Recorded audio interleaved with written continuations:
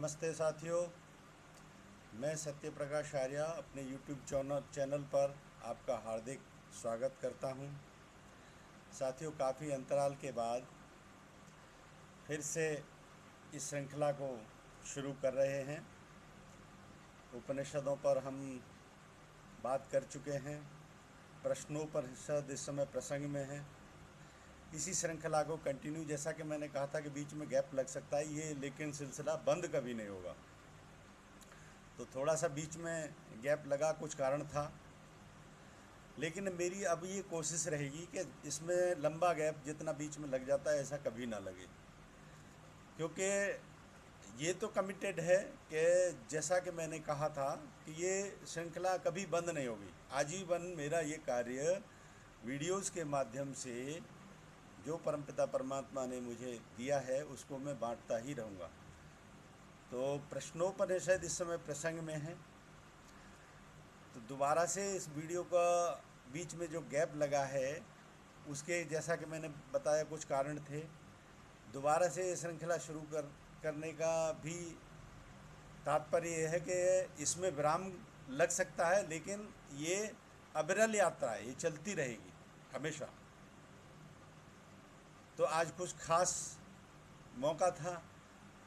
आज के दिन हम परमपिता परमात्मा की कृपा से इस दुनिया में आए थे, एक वो कारण मान सकते हो। तो दोबारा से इस श्रृंखला को इस गैप के अंतराल के बाद फिर से शुरू कर रहे हैं, और वहीं से शुरू कर रहे हैं जहाँ से हमने छोड़ा था इसको।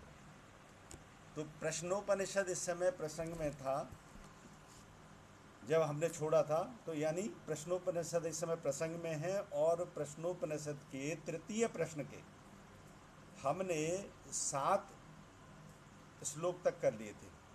आज 8वां श्लोक लेते हैं। क्या कहता है 8वें श्लोक का प्रश्नोपनिषद का ऋषि?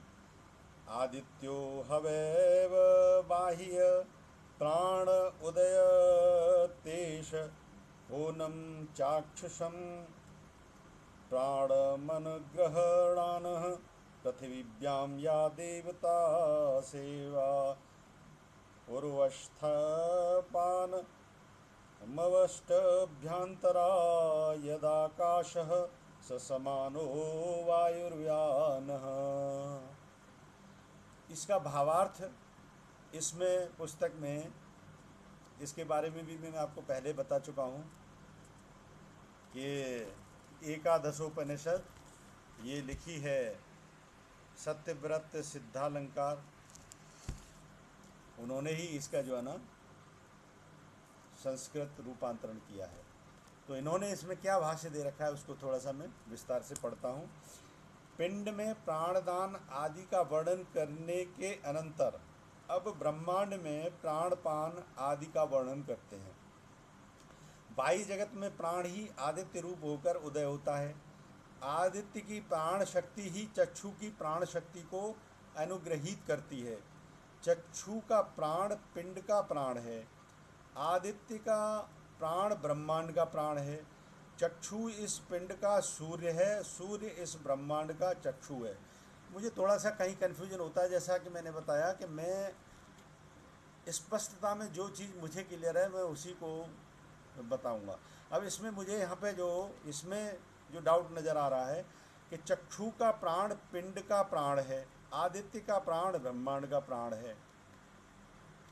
ब्रह्मांड का प्राण आदित्य नहीं है, ये सोलर सिस्टम है ना, इस सोलर सिस्टम का प्राण जरूर हमारा सूर्य है। तो एक तो ये चीज़ क्लियर। ब्रह्मांड तो बहुत बड़ा है, इसमें एक एक गैलेक्सी के अंदर जो है ना इतना विस्तार है कि उसका बहुत छोटा सा पार्ट है हमारे सोलर सिस्टम, और जाने कितनी गैलेक्सी है इसमें ब्रह्मांड में। तो इस सोलर सिस्टम का, हमारा जो सोलर सिस्टम है, इसका सूर्य जो है ना वो एक तरीके से कह सकते हैं प्राण है, क्योंकि उससे सारे प्लैनेटरी सिस्टम जो है ना उस सूर्य की वजह से ही ऊर्जान्वित है। और दूसरा इसमें जो लिखा है कि चक्षु इस पिंड का सूर्य है। पिंड का सूर्य चक्षु नहीं है, चक्षु से हम देखते हैं, लेकिन हमारे इस पिंड का सूर्य आत्मा है, आत्मा का केंद्र। इसलिए आत्मा की यदि यत पिंडे तत् ब्रह्मांडे जो तुलना की जाती है कि जो सोलर सिस्टम में सूर्य है, वैसे ही हमारे शरीर का जो है ना आत्मा सूर्य एक तरीके से। ध्यान अवस्था में जो कभी आपको प्रकाश रूप जो दिखाई देता है वो क्या है? वो यत पिंडे तत् ब्रह्मांडे की जो परिकल्पना है या तुलनात्मक जो बात है वो वही है कि आपको जो है ना अंतर जगत में जो प्रकाश रूप जो दर्शन होते हैं वो आत्मा के ही दर्शन होते हैं अपने अंतःकरण में। दोनों में तादात्म्य है। तादात्म्य तो निश्चित तौर पे हर चीज़ जो है ना, हम इस ब्रह्मांड से हर समय जुड़े रहते हैं। हर समय हमारा मन इन चीज़ों विषयों पर चिंतन नहीं कर पाता, वो एक अलग बात है, लेकिन हम हर समय इस ब्रह्मांड से जुड़े हुए हैं। प्रत्येक व्यक्ति इस ब्रह्मांड से हर समय जुड़ा हुआ है। तो दोनों में सामंजस्य है, तादात्म्य है, ये सत्य बात है। पृथ्वी नीचे है, वैसे प्राण ऊपर और अपान नीचे है। सूर्य के साथ प्राण का संबंध है, पृथ्वी का साथ अपान का। पृथ्वी में जो देवता है वह पुरुष में अपान है। पृथ्वी का देवता कौन है? जो इसे नीचे की तरफ खींचता है, वही तो इसका देवता है। उसी से तो पृथ्वी टिकी हुई है, नहीं तो सूर्य के खिंचाव से उसी से जा टकराती। अब थोड़ा सा यहाँ पे भी इस डाउट को भी क्लियर कर देता हूँ। पृथ्वी जो इसमें लिखा है जो नीचे की तरफ खींचता है वही तो इसका देवता है। पृथ्वी का देवता बताया है कि जो इसको खींचता है, कोई हमको खींचता नहीं है। ये पृथ्वी जो है अपने आप में जो बंधी हुई है वो इसके गुरुत्वाकर्षण नियम के कारण बंधी हुई है, ग्रेविटेशनल फोर्स जिसे कहते हैं। ये पृथ्वी अपने ग्रेविटेशनल फोर्स के कारण ही बंधी हुई है, और वो ग्रेविटेशन फोर्स ही इसको बांध के रखता है। तो अगर हम ऊपर से किसी भी वस्तु को छोड़ें या खुद भी जंप करें तो नीचे ही आते हैं, जो इसमें दे रखा है कि पृथ्वी अपनी ओर खींचती है। वो गुरुत्वाकर्षण नियम के कारण है, ना कि इसमें जो दे रखा है कि उसी से तो पृथ्वी टिकी हुई है, नहीं तो सूर्य के खिंचाव से उससे जा टकराती। ये भी इसमें मिथ दे रखी है। सूर्य का अपना ग्रेविटेशनल फोर्स है, सूर्य की अपनी ग्रेविटी है। सारे प्लैनेट जितने भी हैं इन सब की अपनी अपनी ग्रेविटी है।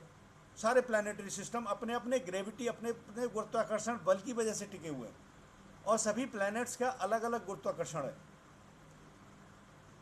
अभी जो है ना, अभी हमारे वैज्ञानिकों ने जो जो जो जो सूर्य के लिए जो है ना, ये जिसे कहते हैं सूर्य के मेजरमेंट के लिए या सूर्य में क्या क्रिया गतिविधि होती है, उसके लिए अपना ये मिशन लॉन्च किया था कि L1 वहाँ पे स्थापित करेंगे। वो क्या है L1? कि जहाँ पे सूर्य का गुरुत्वाकर्षण है वो, और पृथ्वी का जो गुरुत्वाकर्षण है, जो इन दोनों के मध्य की स्थिति जो है ना, जो न्यूट्रल अवस्था है, वहीं पे स्थापित करते हैं। क्योंकि वो उसके फील्ड में चला गया सूर्य के में, तो सूर्य अपनी तरफ खींच लेगा, और पृथ्वी के गुरुत्वाकर्षण के क्षेत्र में रहा तो पृथ्वी अपनी ओर खींचेगी। तो वहाँ पे हमारे वैज्ञानिकों ने, इसरो के वैज्ञानिकों ने उसको, उस L1 जो लोकेशन जो डिसाइड की थी, वो न्यूट्रल जगह है कि यानी ना तो वहाँ पे सूर्य का गुरुत्वाकर्षण क्षेत्र है, ना वो हमारी पृथ्वी का गुरुत्वाकर्षण क्षेत्र है। तो इसमें ये भी जो दे रखा है, अब देखो ऐसा है, विज्ञान हमारे इन्होंने विद्यालंकार जी ने भी नहीं पढ़ी थी, ये भी कारण हो सकता है। तो जो कह रहे हैं कि अन्यथा सूर्य इसको खींच लेता, तो निश्चित तौर पर सूर्य के फील्ड में जो चीज़ पहुंच जाएगी, वो पहुंचेगी तब जब हम इस पृथ्वी के गुरुत्वाकर्षण क्षेत्र को छोड़ देंगे और सूर्य के गुरुत्वाकर्षण क्षेत्र के नज़दीक पहुंच जाएंगे, तो सूर्य अपनी तरफ खींचेगा। तो जिसमें जो बात कही है कि पृथ्वी अपनी ओर खींच लेती है, वो जो बात इसमें दे रखी है, वो ये कारण ये नहीं है, पृथ्वी का अपना गुरुत्वाकर्षण खींचता है। तो ये बात स्पष्ट मैं कर दूं आपको। अच्छा, बाह्य जगत में अपान ही गुरुत्व रूप होकर स्थिति का कारण है। पृथ्वी की अपान शक्ति ही शरीर की अपान शक्ति की प्रतिनिधि है। सूर्य तथा पृथ्वी के बीच का जो अंतर है, इन दोनों के बीच जो आकाश है वही समान है, वायुव्यान है। हाँ, इसको ऐसे समझ सकते हैं जो समान स्थिति है। अब देखिए, प्राण की स्थिति 5 होती है। 5 स्थिति प्राण की हैं। एक तो प्राण, अपान, व्यान, उदान, समान, ये 5 स्थिति हैं प्राण की। और वो कैसे कैसे हैं वो मैं आपको इस पुस्तक में जो चित्र दिए हैं उससे समझाता हूँ। अब ये देखिए, यहाँ पे सबसे पहले ये देखा है प्राण। प्राण यानी जो हमारे प्राण लंग्स में जो एयर सर्कुलेशन होता है फेफड़ों के द्वारा, जो मेन श्वसन क्रिया होती है, वो तो हो गया प्राण। प्राण ऊर्जा यहीं से जो है ना ड्राइव होती है, प्राण ऊर्जा को ड्राइव यहीं से मिलता है लंग्स के द्वारा। तो ये प्राण। और फिर इसमें दे रखा है ये अपान। अपान यानी जो प्राण ऊर्जा आपकी नीचे की ओर घूमती है। इस श्लोक को आप इसमें कंटिन्यूएशन में जो श्लोक हैं इससे पहले भी ये प्रसंग आया है, तो इससे ज़्यादा स्पष्ट हो पाएगा।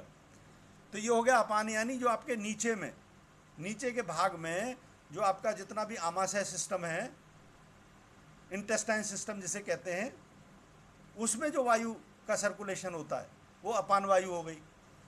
और ये है समान।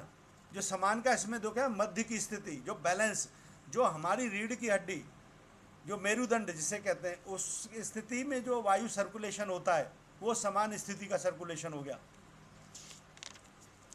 और ये दे रखा है उदान। उदान कहते हैं, उदान यानी ऊपर के क्षेत्र में जो वायु घूमती है, हमारे जो हार्ट हो गया, ये बाकी का नर्व सिस्टम हो गया ऊपर के क्षेत्र में, तो ये हो गया उदान। और व्यान, व्यान हो गया ये जो पूरे शरीर में आपको दिख रहा होगा, पूरे शरीर में जो एयर सर्कुलेशन होता है, जो यहाँ तक हमारे सेल्स में जो है ना एयर सर्कुलेशन होता है, वो होगी व्यान वायु। तो इस प्रकार से ही संबंध है, इसको ऐसे समझें। तो मेरे ख्याल से आज ये एक ही श्लोक हो पाएगा।